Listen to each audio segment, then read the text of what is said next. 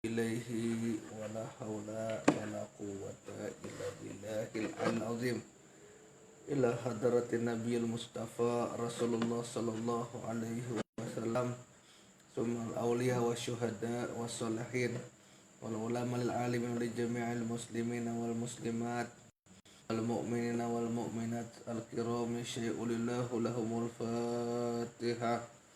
A'udzubillahi minasyaitonirrajim. Bismillahirrahmanirrahim. Alhamdulillahi rabbil alamin arrahmanir rahim maliki yaumiddin. Iyyaka na'budu wa iyyaka nasta'in ihdinas siratal mustaqim. Siratal ladzina an'amta 'alaihim ghairil maghdubi 'alaihim waladdallin. Amin. Bismillahirrahmanirrahim. Alhamdulillahi rabbil alamin. Wa afdalu salati wa atamu taslim ala sayyidina Muhammadin sallallahu alaihi wasallam wa ala alihi wa sahbihi ajma'in. Rabbi israh li sadri wa yassir li amri wa hlul 'uqdatan bil lisani yafqahu qawli. Subhanaka la ilma lana illa ma 'allamtana innaka antal alimul hakim. Wala haula wala quwwata illa billahil azim. Allahumma akhrijna min zulumatil wahmi wa akrimna binuril fahmi waftah alaina bima'rifatil ilmi wassahil akhlaqana bil hilm waj'alna mimman yastami'una qawla fayattabi'una ahsana. Allahumma ati nufusana taqwaha wa zakkiha anta khairu man zakkaha anta waliyuha wa maulaha. Allahumma arinal haqqa haqqa warzuqna tiba'ah wa arinal batila batila warzuqna jatinabah. Allahumma anfa'na bima 'allamtana wa 'alimna ma yanfa'una wa zidna ilma wa huda. Amma ba'd. Alhamdulillah, malam hari ini kita dapat berkumpul bersama-sama di majelis ta'lim kita, yaitu Majelis Riyadul Jannah. Mudah-mudahan Allah Ta'ala merahmati kita bertaan dan mengumpulkan kita di surganya Allah Ta'ala. Dan mudah-mudahan dengan berkat bermajelis ini Allah jadikan kita bertaan istiqamah dalam kebaikan, istiqamah dalam ketaatan, istiqamah dalam bermajelis. Allah hindarkan kita bertaan daripada sifat malas dan juga alias kulir. Dan Allah jadikan kita berhusnul khatimah. Dan mudah-mudahan dengan berkat majelis kita, dengan berkat baginda Rasul sallallahu alaihi wasallam, apabila ada keluarga kita, kuitan kita, dan sanak kita yang mungkin sakit, mudah-mudahan Allah sembuhkan penyakitnya. Dan mudah-mudahan apabila ada kawanan kita yang berhalangan, Allah bukakan hati mereka, Allah hilangkan halangan itu untuk bersama-sama hadir di majelis kita, bersama-sama berkumpul di majelis ta'lim Riyadul Jannah. Dan Allah berkahi kita, Allah rahmati kita, Allah panjangkan umur kita, Allah sehatkan badan kita, Allah murahkan rezeki kita, dan Allah berikan kepada kita waktu luang, sehingga dengan waktu luang tersebut bisa kita gunakan untuk daripada menuntut ilmu agama. Amin ya rabbal alamin.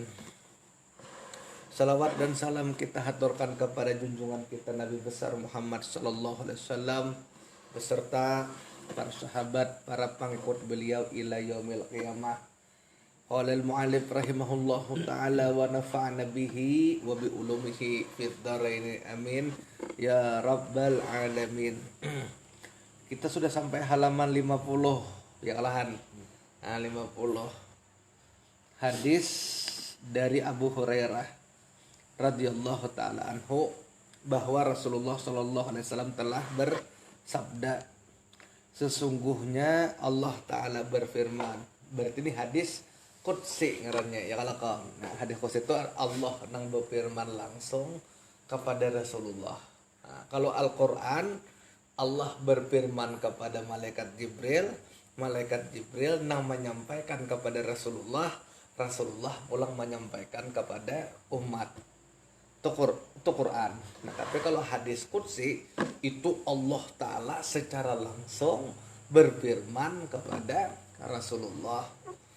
Makanya ada perbincangan sebujurnya di kalangan para ulama, mana yang lebih tinggi? Apakah lebih tinggi Al-Quran ataukah lebih tinggi hadis qudsi? Nah, karena hadis qudsi ini Tuhan langsung berfirman tanpa perantara, tanpa lewat malaikat Jibril, tanpa lewat apapun, langsung direct dari Tuhan kepada Nabi kita Muhammad SAW. Tapi kalaunya Al-Quran itu Allah berfirman dahulu kepada malaikat Jibril. Malaikat Jibril menyampaikan kepada Rasulullah. Ya kalau Rasulullah pulang menyampaikan kepada umatnya, sampai kepada kita dalam bentuk kitab suci Quran. Jadi memang ada perbedaan pendapat kok. Tapi apapun itu, yang ada Quran wajib kita muliakan. Ya kalau ada boleh kita mandak kotoran di Quran, ya kalau murtad kan. Orang menghina Quran, murtad. Menghina hadis, murtad. Menolak Quran, murtad. Menolak satu hadis, murtad. Sama aja. Ya kalau kita kan harus mempertimbangkan kok mana yang lebih mulia, mana yang lebih hebat. Yang penting bilanya itu perintah dari Allah, perintah kepada Rasulullah, wajib kita taati. Itu aja. Saking kita bisa cari ini kira lebih mulia mana, ya kalau bercari itu mempertimbangkan mana yang lebih mulia, timbul sembahyang kada, ya kalau bapak kada mencari mana yang lebih mulia aja. Nah ini hadis qudsi sama aku. Jadi Allah berfirman secara langsung kepada Nabi kita Muhammad Sallallahu Alaihi Wasallam. Barang siapa yang memusuhi waliku, jar Nabi, man ada waliyan, fakat azantu biharbi, maka aku akan mengisytiharkan perang kepadanya. Jadi aku Tuhan akan mau memakan perang. Barang siapa yang memusuhi wali, maka Tuhan akan mau makan perang. Diperangi Tuhan maksudnya. Memusuhi wali itu menghina wali, ya bisa juga. Makanya hati-hati ya kita lawan wali majzub. Karena Allah itu kadang-kadang menyembunyikan wali-walinya itu di tengah-tengah orang awam, di tengah-tengah masyarakat nih. Tuhan menyembunyikan walinya. Ya kalau makanya berhati-hatilah kita ya kalau dalam berkata-kata, dalam menyambat musyata sambat wali Tuhan. Termasuk diantaranya memusuhi wali Allah itu adalah menghinainya, menyambatinya, mencelainya, mencaci makinya. Ya kalau kok. Nah ini hebatnya Islam. Tuhan menyembunyikan wali-wali itu di tengah-tengah orang awam. Maka maknanya berhati-hatilah kita kok terhadap orang. Jangan sembarang itu mencaci maki orang. Musia tercaci maki wali. Maka bila tercaci maki wali, berarti kita sama lawan memusuhi wali. Barang siapa yang memusuhi wali, Tuhan aku akan mau memakan perang, mengisytiharkan perang kepadanya. Bah, mun perang lawan Tuhan, jalan mana? Menangnya. Ada ya kalau kau. Mun perang lawan Tuhan tuh nah iyalah kau. Ada menang perang lawan Tuhan. Bermusuh lawan Tuhan. Man ada walian fakat azantu biharbi, itu bahasa Arabnya. Siapa nama musuh waliku, maka aku akan mau makan perang, mengisytiharkan perang kepadanya. Berarti menzuhirkan perang, akan diperangi itu Tuhan. Nah, berarti hadis ini apaan? Berbicara tentang wali. Nah, itulah wali nih. Ini konteksnya wali. Dan hadis ini dikutip Syekh Nafis dalam kitab Darun Nafis. Berarti hadis ini bercerita tentang jalan menuju kewalian. Nah, berarti kalau kita mengamalkan, meriadohakan, itu kesimpulan panjangnya kok. Apa yang disampaikan oleh Syekh Nafis tauhid zat, tauhid af'al, tauhidul asma, sekarang tauhid sifat. Bila sudah karam di situ, kita jadi wali. Masuk dalam kategori wali Tuhan. Berarti ini jalan menuju wali. Oh, berarti ini bukan kitab sembarangan. Ya kita best of the best sudah. Nah, cuman kan kadang-kadang karena ini kada berbentuk materi, lalu seakan-akan kita kada melihat kok mana nih letak anunya tuh ya kalau Jokonya sekali mengkaji itu wah turunan mana salwa dari lain kira hari-hari turunan gitu ya kalau majelis tuh. Nangka di zaman Nabi Musa, di zaman Bani Israel, di zaman Nabi Musa itu orang-orang Bani Israel itu kan kelaparan. Nah, begitu Nabi Musa alaihissalam naik ke atas bukit Sinai berdoa, turunlah makanan betalam dari langit, manna wa salwa. Makanan dari langit itu daging burung dan ya nasi dari surga.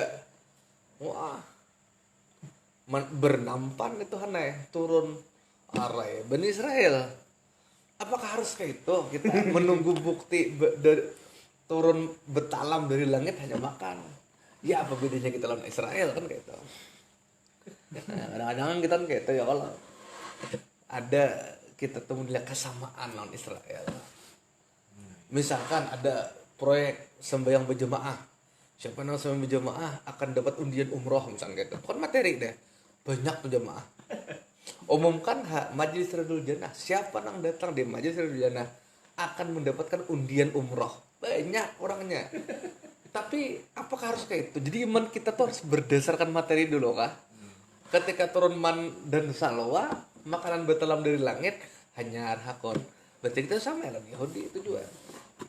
Nah itu. Nah kalau wali kena kayak itu. Cuman kita jangan sampai menghina wali, mencaci maki wali, mencela wali. Maka itu sama dengan man ada walian. Fakat azan tuh biharbi. Siapa yang memusuhi waliku, maka aku akan mengumumkan, mengisytiharkan, mengumumkan perang kepadanya. Ya kah? Kemudian dan tiada seorang hamba yang bertakarrub, beramal mendekat kepada Allah dengan sesuatu yang lebih kucintai hanya dari ia menunaikan semua yang kupardukan atas dirinya. Nah, jadi pertama amalan yang dicintai Tuhan itu amalan fardu. Itu langkah awal wali, tapi ini umum sifatnya kayak belum jadi wali lagi. Nah, cuman syarat jadi wali itu khatam sudah ibadah wajib. Jadi misalnya ada orang tuh silin tuh wali tapi kan sembahyang kayaknya dulu. Lain makam apa? Ingat kada kisah Job. Apabila orang sudah jadi wali maka tidak sembahyang baginya. Paham lah maksudnya? Tiada sembahyang tuh yang kayak semalam penjelasannya. Ya kalau bukan para sembahyang, bukan maghrib di Al-Mukarramah, Isya di Kamariyah. Nah, itu lain pulang.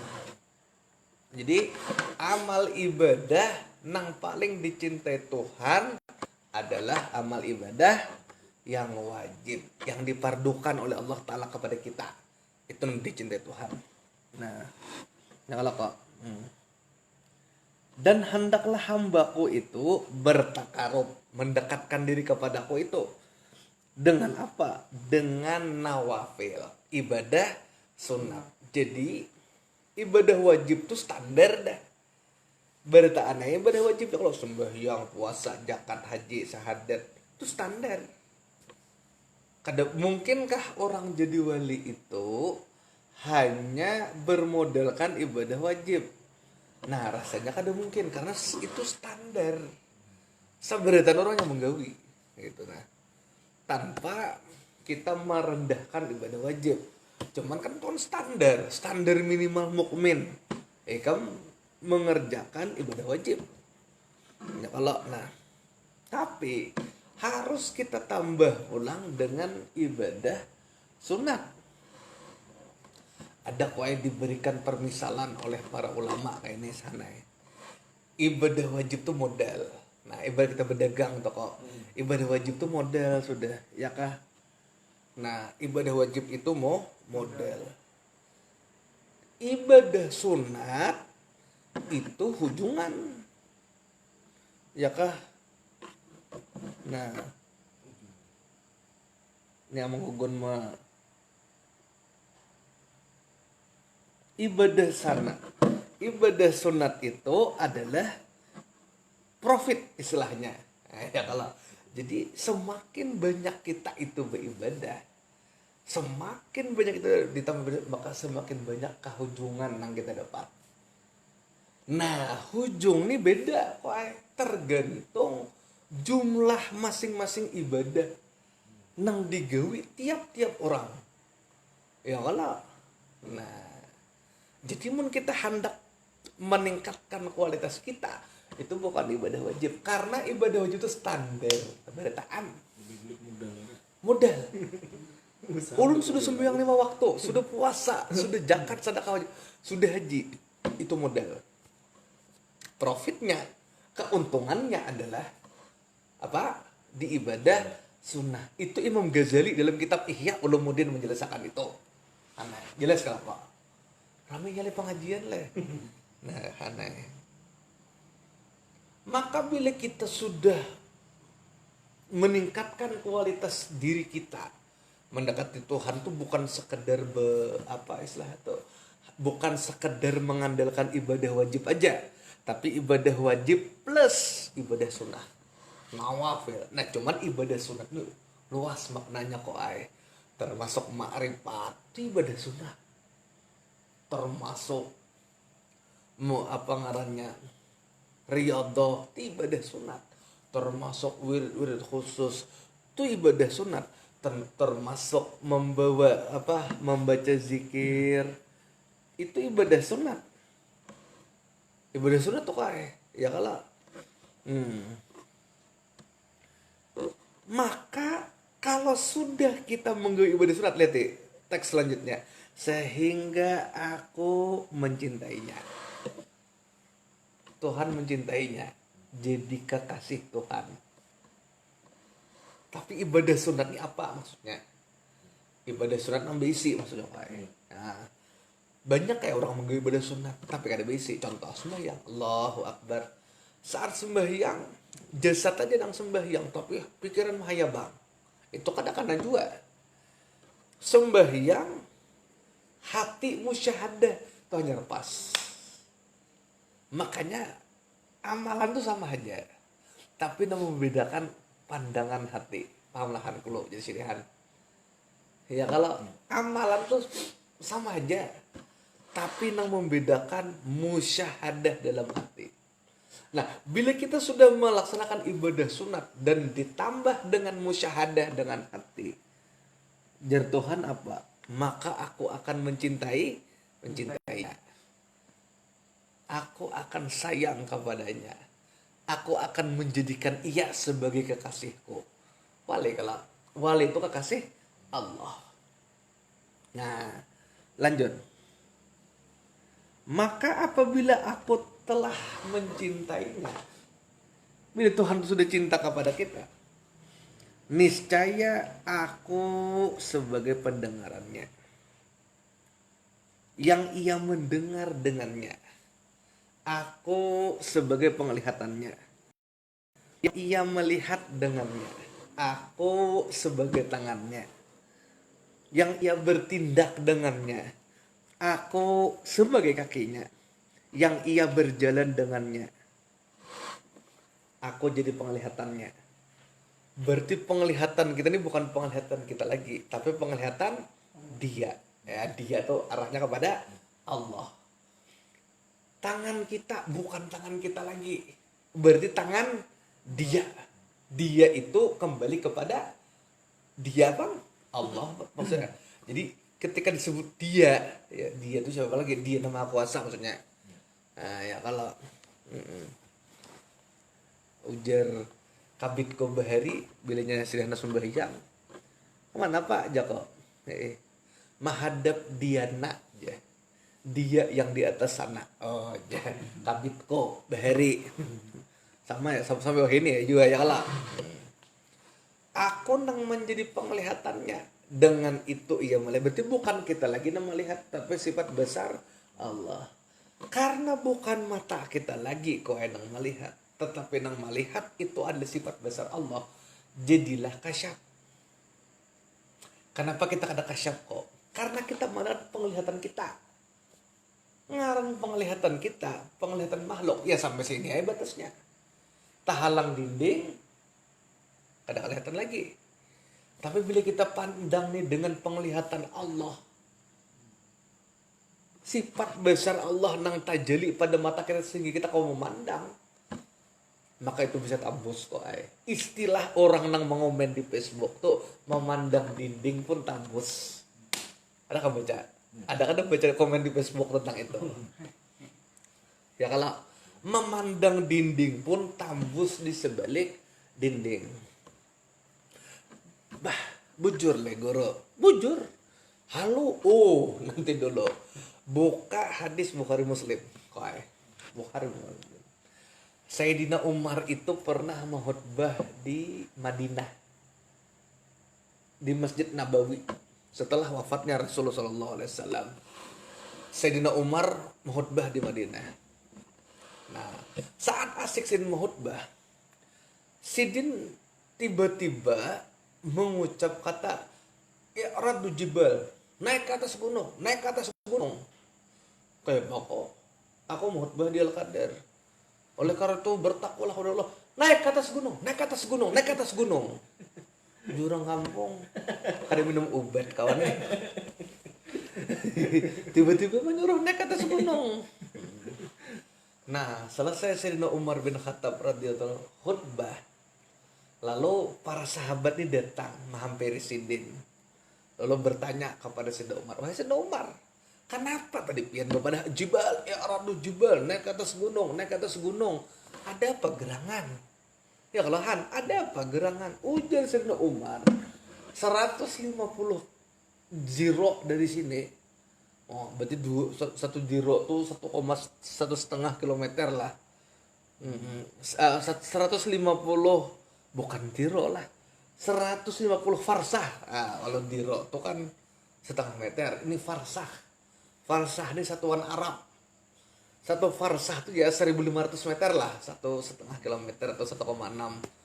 Tapi kalau satu kaki itu kan 1,6. Satu farsah tuh 1,5 lah, 1 kilometer setengah. Berarti kalau 150 itu berapa kok? 150 kilometer. Ya kalau 150 tambah 75.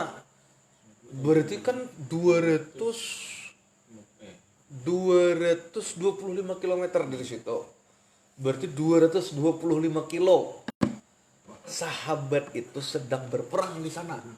Jadi anggap ya aku misalkan mau khutbah di Tanjung, kejadian tuh di Banjarbaru. Jauh kalau kok.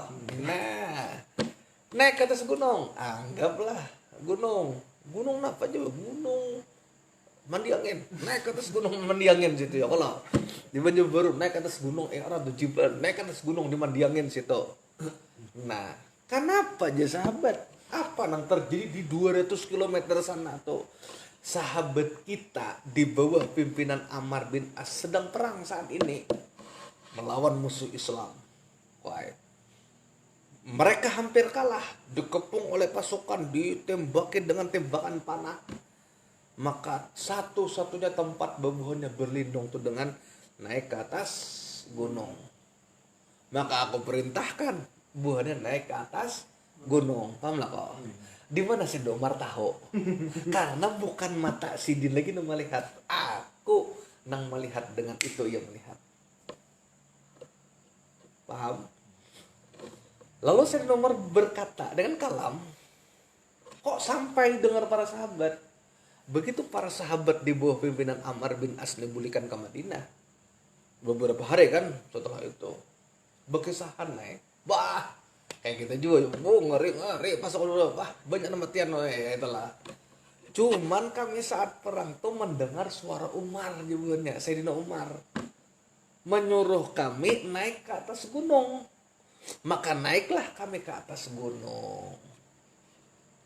Ayo kok, sampai Sayyidina Umar tuh suara Sidin di Madinah, mikrofon kadeda, telegram kadeda, Zoom kadeda, handy talkie kadeda, sampai ke sana. Kenapa? Karena akulah yang berkata-kata, dengan itu yang berkata-kata. Paham kok? Itulah hebatnya nahan. Nah, begitulah. Begitu dong. Nah, paham lah. Nah, Akulah nang berkata-kata, dengan itu berkata-kata. Jadi bila sudah kita karam, kesimpulannya apa kok?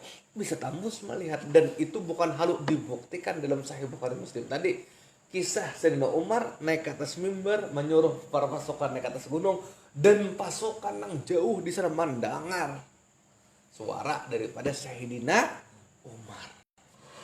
Bisa mendengar hanai. Nah, ya kalau kok nah, itu dalil. Nah, kesimpulannya bila kita sudah sampai karam, bukan aku lagi nama hakikatnya dia, bisa kayak itu. Bisa kayak itu. Cuman karena kita kada sekualitas sahabat itu, ya kadang muncul kadang kada, kadang muncul kadang kada. Tinggal apa ya, intensitasnya aja lagi, apa kualitas sinyalnya aja lagi. Itu coba ngele kadang orang tambus belelo ya kalau kadang-kadang tekanan nang pira lele udah sekadep aja kok ya deh. Nah, paham lah kok. Nah, aku dan seterusnya, dengan itu yang mendengar, aku menjadi penglihatan, dan itu yang melihat, aku nang menjadi tangannya, dengan itu ia bertindak dengannya. Nah, ini kisah Nabi Musa. Ada 2 orang bakalahi dihelet Nabi Musa. Bakalahi pulang dihelet pulang Nabi Musa. Bakalahi pulang tampar Nabi Musa, mati mendadak. Ya kalah, siapa nang kawa sekali tampar orang mati. Dada Mike Tyson aja berpuluh kali. Smackdown aja Ricky Sina basimbakan dah anak nyomek orang. Ada tapi itu trik pang lah. Dijual sekali tampar mati lo. Sekali tampar sakit banyak. Sekali tampar mati dada. Sekali tampar KO mungkin ada, tapi kan sampai mati. Nabi Musa sekali tampar mati orang. Ada orang bakal dilerang. Mauknya nih tampar sini mati. Nah, dengan itu ia bertindak. Warak buka pakabir, habis tuh. Ya kalau dia ada orang ilmu hikmah, orang bahari kan ya. Kayak pacar aja salah tampar wajah karas marab bihi fasolla. Ya kalau wajah karas nyebutnya. Jadi misalnya tampar karas mati ya kalau, atau warab buka pakabir bisa juga. Nah, dan aku sebagai kakinya, dengan kakinya itu ia berjalan dengannya. Ini kakinya nang beri dengan itu ya nang kisah nang para ulama nang sembahyang ke Mekah. Ya kalau bila sudah kaki ini sudah hakikatnya kakinya dia, ya Allah kok selangkah aja ke Makkah ya kalau. Nah kan sudah terjadi tuh pada para wali, kisah-kisah manakib para wali itu kan di situ rumusnya, ini diantaranya kok ay. Nah ini diantara rumusnya. Dan sekiranya ia meminta kepadaku bila kita berdoa, nescaya aku berikan kepadanya. Bila berdoa pasti kabul, doa pasti jadi. Makam kun, ada istilah makam kun. Makam kun ini tinggi hana. Jadi abah guru negara berkisah kayak ini. Misalkan jadi kita ada orang menyinso, nah, menyinso pohon, jadi sini mati sinso tuh. Bagi mati kamu tak perlu liar mano kada mau hidup. Nyala. Jadi saking tingginya tuh lah makamnya, sehingga ketika inya bepandir langsung jadi kenyataan tuh makam pengarannya. Nah ini bila sudah karam di pendengaran, penglihatan, kalam dan seterusnya, maka jadilah bila ia berdoa niscaya akan kau kabulkan. Bila ia menyambat sama ekoe jadi, bila ia pandir jadi, bila ia berkehendak jadi. Maka kun. Nah, itu penjelasannya pasti. Kalau misalnya nang lain ud'uni astajib lakum, berdoalah kepadaku niscaya akan kukabulkan. Dikabulkan juga kayak insya Allah. Ada yang ini pasti. Makanya kadang-kadang orang majizub tuh hati-hati jadi pandiri. Musia ya kalau misalkan inya bepandir nang bagus-bagus saja jadilah baik-baik, tapi mesti kita pandir nang kada-kada. Nah lalu nang jadi tuh kada-kada kok ay. Itu paham lo kalah. Nah dan sekiranya ia meminta kepadaku, niscaya aku berikan kepadanya. Dan sekiranya ia memohon perlindungan kepadaku, niscaya aku lindungi ya. Itu hadis tentang wali. Di mana itu karam pada tauhid sifat. Nah, kok paham lah kok. Nah, itu. Jadi ketika orang itu karam pada tauhid sifat, jadilah ia itu wali Allah. Nah, itu syahdan. Jadi itu paham lah kok. Kayak kok ada yang ditanyakan lo kok sebelum masuk kepada syahdan. Kan pas ini jadi. Kapan pas sudah upstream. Oh, sudah off ya. Bermula kaifiat tajalli sifat itu bahwa engkau pandang akan hak Allah Ta'ala itu bahwa hamba mendengar itu dengan Allah. Itu salah satu contoh diambil. Maka panahlah daripada keadaan segala mendengar ia dengan dirinya. Kemudian maka apabila tetaplah terjadi sifat itu satu daripada hatimu, maka engkau pandang pula akan sifat yang lainnya hingga habis segala sifat itu dengan tadrij. Artinya satu kemudian satu, seperti basar dan kalam, ilmu, iradat atau mani. Nah, maka tiada dipandangnya dirinya yang bersifat dengan yang demikian itu hanya menerima daripada sifat Allah Ta'ala juga, titik situ. Jadi jelas dah ya, kalau kaifiatnya, tata caranya mengaramkan daripada tauhid sifat tuh diambil contoh oleh pengarang kitab, misalkan sifat mendengar ya. Kalau bukan kita mendengar pada saat kita mendengar, tapi hakikatnya Allah Ta'ala lah nang mendengar, maka panaklah pendengaran kita. Maksudnya pendengaran kita ini kan ada lagi, yang ada itu hanyalah pendengaran Allah Ta'ala.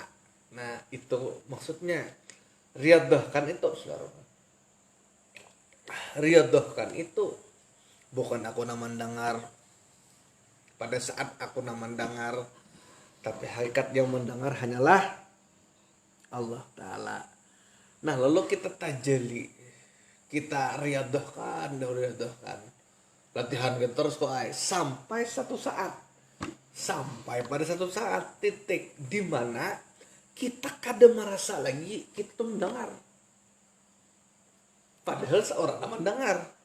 Tapi karena kita saking riyadhahnya, kita istiqamahkan, kita latih terus, kita usahai terus, sampai pada satu titik yang mana kita kada merasa lagi bahwa diri kita tuh mendengar. Maka itu kok latihan hanai terus. Tuh kena ada satu titik tuh kena tuh karam. Kan tidak. Orang bisa mendengaran. No mendengar Allah.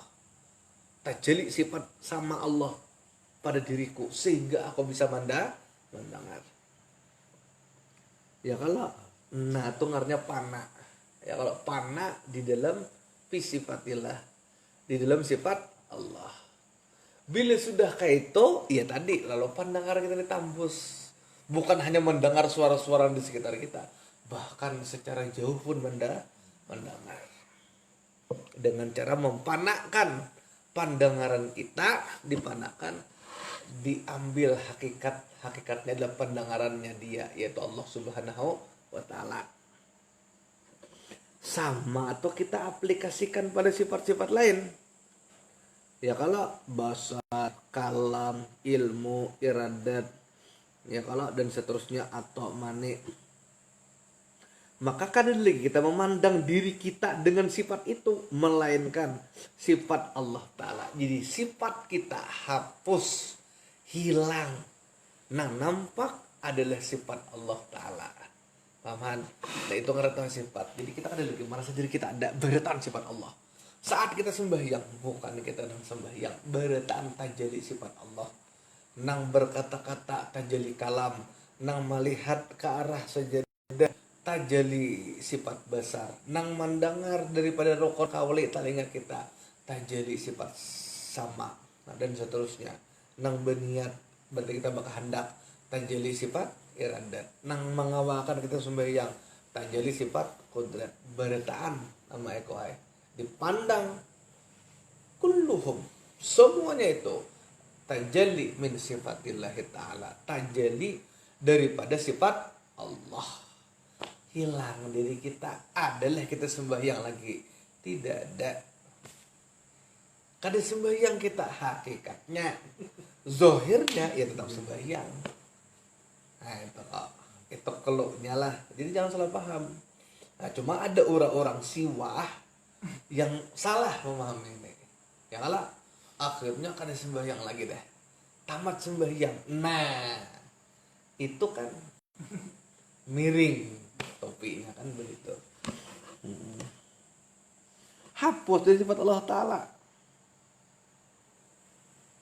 Kemudian daripada sudah hapus segala sifat yang lainnya itu, maka tajalli pula atasmu, maka engkau pandanglah akan dia bahwasanya ia jua yang bersifat hayyun, maka panahlah hayat itu daripada dirimu, maka nyatalah bahwasanya tiada yang hidup hanya Allah Ta'ala jua.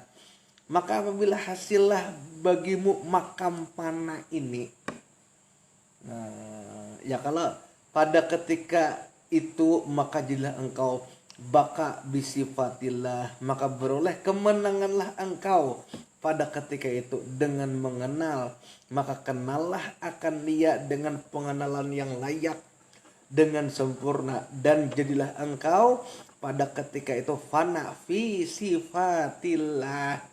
Jawab tadi tuh fana fi sifatillah dan baka bisifatillah, dan memberitahu Allah Ta'ala akan dikau ketika itu segala rahasia sifat yang mulia itu. Jadi kita kadida nang ada sifat Allah, sifat kita ini kadida kalahan itu ngarannya pana di dalam sifat Allah. Nang nampak hanyalah sifat Allah itu baka bisifatillah ngarannya. Jadi ketika kita pana bisifatillah secara otomatis pada saat itu juga kita baka bisifatillah. Pahamlah? Jadi sifat kita nih hilang. Nang nampak sifat Allah. Sifat kita nih fana hancur. Nang baka yang nyata yang gagal bisifatillah. Jadi kalau kita sudah fana bisifatillah secara otomatis pada saat itu kita baka bisifatillah. Nah, hilang diri kita nang nyata hanyalah dia.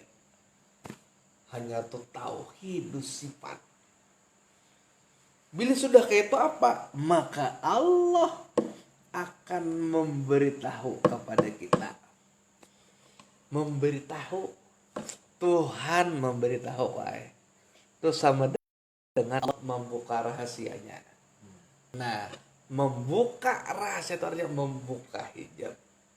Lau kusyifa anal hijab. Ketika kami singkap dari Tuhan hijab, laro aina, niscaya engkau akan melihat bagaimana kebesaran Allah Ta'ala. Paham gak Meko? Nah, bila kita sudah pana pada sifat kita, baka bisifatillah, sifat kita hilang, nang ada hanyalah tajalli sifat Allah. Berarti ini nang contohnya aku bergerak-gerak nih aja, nah bukan perbuatanku tapi perbuatan Allah. Riadohkan, maka akulah je Tuhan nang menjadi tangannya, akulah nang menjadi penglihatannya, akulah nang menjadi pendengarannya. Mun sudah itu berarti Tuhan akan membuka rahasia kepada kita. Nyata ya buka rahasia karena sudah sidin. Paham lah kok? Karena sudah sidin. Ya lah. Nah ini kayak bahan puntalannya Han. Karena sudah ingat. Ya iyalah jadi deh. Ya kalau kita asalnya panah, menghilangkan diri kita. Ya kalau diri kita tidak, hakikatnya diri dia. Pada saat kita panah bisifat pana fi sifatillah. Pada masa yang sama kita baka bi sifatillah. Secara apa kok? Secara bersamaan. Ketika sudah baka bi sifatillah, berarti ini bukan kita lagi dah. Dia lah sudah ingat. Dibuka Tuhan lagi rahasia. Contoh, untuk mendekatkan paham. Ini HP. Ya kalau HP ini amun kada paket. Kada terhubung tuh bahasa artinya wusul. Ya kalau connect. Nah, bila kada terhubung lawan Tuhan, kada terhubung lawan provider, bukan berarti aku menyamakan provider Tuhan, tapi ini permisalan aja. Mungkinlah buhan mau kawa mengakses aku di streaming. Kada mungkin. Maka syarat utama bisa mengakses aku di streaming itu terhubung kepada provider. Terhubunglah HP ini kepada provider. Ya kalau ilmunya ada dah. Lalu diriadahkannya sampai video call. Bukan mau kok video call. Maka video call ini HP ini padahal ada. Cuman seakan-akan HP ini kadeda, seakan-akan aku nang di dalam situ. Kadang-kadang kok ya saat kita video call di HP, kita kadang ingat lagi pada kita nyampe HP, kita ingatnya kita bukan dengan guru. Maka HP ini pana. Nang pada saat pana bakok tajali. Paham lah kok? Bila saat bakok tajali, maka kita bisa melihat aku. Walaupun aku nang di HP itu kenyataan aku nang sebenarnya. Kenapa? Karena sudah aku dah. Sudah paham lah kok? Iya, Paham lah? Iya. Sudah aku dah. Tuh, guru. Bahkan ikam tahu kok ay. Ikam misalnya di Bangun Sari, aku di Kalahan tahu. Tuh guru apa di belakang pian tuh? Hah? Jako. Kesep loh wah ini. Tapi lewat alat. Karena bakal bersifat di lah. Padahal anak Eko di Bangun Sari. Misalnya tuh guru apa di higapian tuh? Oh kucing Joko. Misalkan kayak contohnya. Sama kayak orang wali. Bila sudah matanya. Walaupun nang jauh bisa dilihat. HP buatan manusia aja kawa kayak itu. Apalagi awak kita cai. Tinggal kuota dan aplikasinya diinstal. Apa itu kuota dan aplikasinya? Kuota tuh riyadhah, dapat aplikasi itu ya I'tikad. Nah, maka Tuhan akan membuka rahasianya. Pada orang zaman bahari sebelum ada aplikasi ini orang bingung. Apa maksud Tuhan membuka rahasia nih? Waktu itu dengan kemajuan teknologi kita bisa mudah memisalkan. Oh itu misalnya. Nah kok lalu terhubunglah antara kita dengan Tuhan. Bila sudah terhubung, maka usul kita dengan Allah Ta'ala. Bila sudah usul dengan Allah Ta'ala, maka terbuka rahasia Tuhan. Karena kita adalah dia, dia adalah kita. Apalagi, walaupun kedepol, karena kita tetap makhluk. Karena tetap aja jasad ini diperhitungkan i'radul basyariyah. Cuman itulah makanya orang-orang awal itu bisa kasyaf bisa bapak karena terbuka rahasia Allah itu terbuka. Nah itu Han bisa dipahami lah kok. Jadi gitu kok. Jadi kalau kita sudah fana bisifatilah secara otomatis baka bisifatilah. Saat kita baka terbuka ya Tuhan karena aku adalah dia adalah aku. Apalagi